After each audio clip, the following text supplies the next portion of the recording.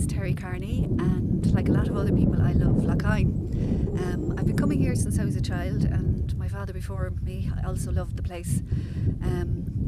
Since 2009, I've been carrying out a study of Lough and speaking to the local people and tramping around the fields and also speaking to the marine biologists.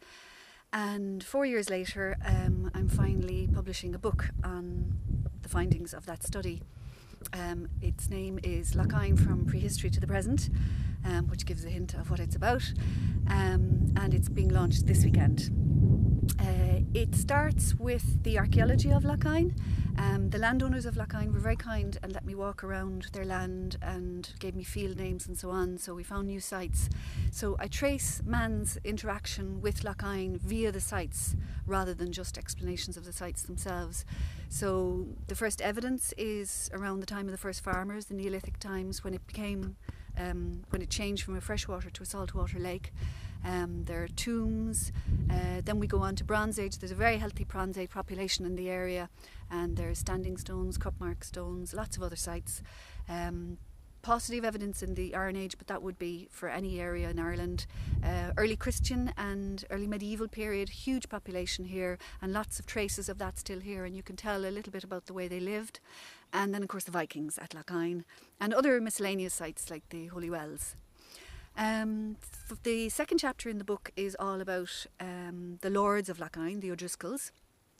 Very interesting chapter to do. The O'Driscolls, as I said, were lords of the area.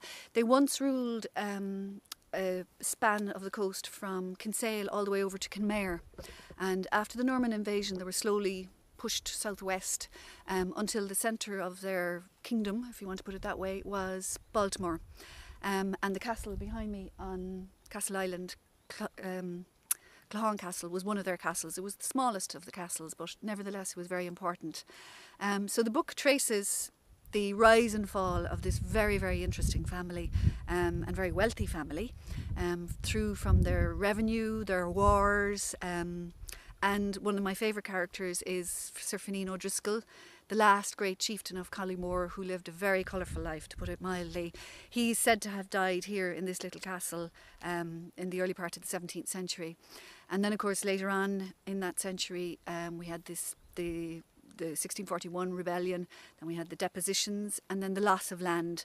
So that chapter finishes with the O'Driscolls losing Lough and the English plantations coming in, and a big change in the area.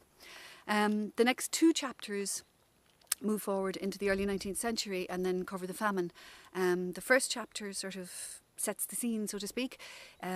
It shows Lough would have been very similar with many areas of West Cork at this time, with high dependence on agriculture, a lot of poverty of the people, but they were happy. They had little villages everywhere and it was a very social place. But it's the chapter is all about how people lived basically, and how they earned their living and the way they lived. And then it follows with the Great Famine chapter, which again goes in chronological order, starts with the outbreak of the blight,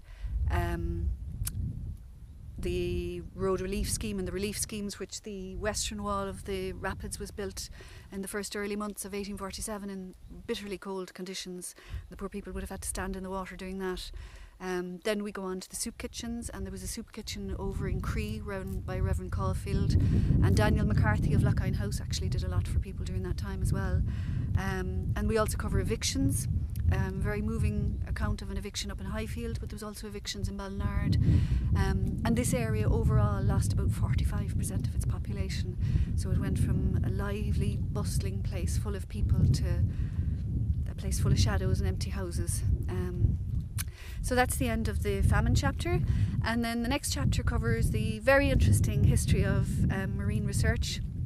In 2007 we published a small book on the history of marine research at Lough, and I got to know a lot of the marine scientists from that.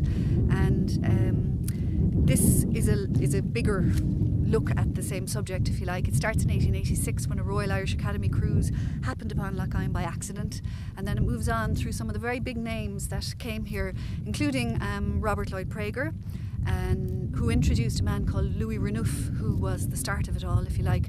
Renouf was an English-born professor, and he was appointed as Professor of Zoology in UCC in 1922, and he travelled down here and fell in love with Lough and worked here all through his life. and brought a lot of other very important scientists here, including Jack Kitching and John Ebling, who came here in the late 1930s and stayed until 1976 and 1986 respectively. And then it also covers UCC, interaction with the loch, and the scientists who are working here today, and also a little bit about the studies that brought Lochine to prominence, which leads into the next chapter, which is all about the ecology of Lochine, and this to my mind is the best chapter in the book. It's written by Colin Little and Cynthia Trowbridge, two scientists who work here at Lochine. Colin Little's been coming here since 1979, and Cynthia is from Oregon in the States, and she's been doing wonderful underwater photographs of the lake. So it traces the ecology of the lake and what they found out about the lake in all this period of study, and it's written in layman's language and it's beautifully done with fantastic underwater photographs, with thanks to Colin and Penny. And then the final chapter in the book is, I call it Miscellany of Lochine, because it's very important things but they didn't really fit in anywhere else. Covers the formation of the loch, it covers Lochine House, McCarthy's Cottage on Knockoma Hill, it covers set dancing, which the first dancing place was just here, and there was a platform then down on Kelly's Pier as it's called now. It also covers sandboats, it covers the Coffin Stone, O'Sullivan's Gate, a lot of other, the social side of Lochine, as well as the formation of the loch. The book is 210 pages long. It ended up being quite a chunk of a book. There's about 230 illustrations in it.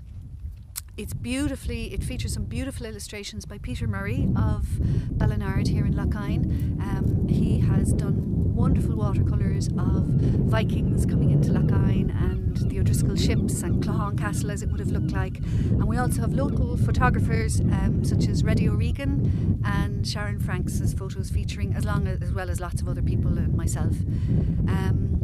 The book is being launched this weekend, and I hope people think it does Lochine credit.